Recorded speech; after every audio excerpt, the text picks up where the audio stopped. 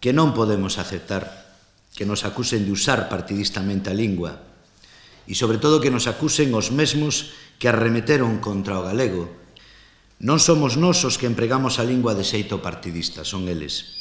E hai que dicilo con nomes e apelidos, o Partido Popular de Galiza, cada vez máis Partido Popular da Rúa Génova e menos Partido Popular de Galicia, presidido por Alberto Núñez Feixóo.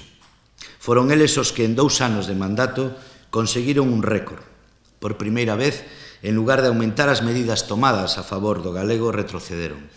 Por primeira vez, se empregou a lingua como arma en contra dos adversarios políticos. Ten unha ideoloxía que non pretende, nin moito menos, que a situación da lingua galega sexa a situación que merece a lingua propia do noso país, sino que a súa ideoloxía o que quere é homoxeneizar o castelán como lingua principal do noso país e que o galego estea nesa urna na que ten que estar dentro dun museo sen usalo moito para que non se gaste.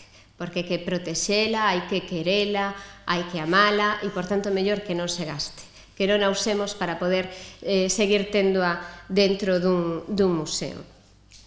Outra cousa moi distinta é provocar conflitos políticos, provocar conflitos sociais, con fins, con obxectivos electoralistas, claramente, como se deu hai 2 anos, utilizando a lingua como coartada, sendo a lingua a excusa para provocar unha serie de conflitos.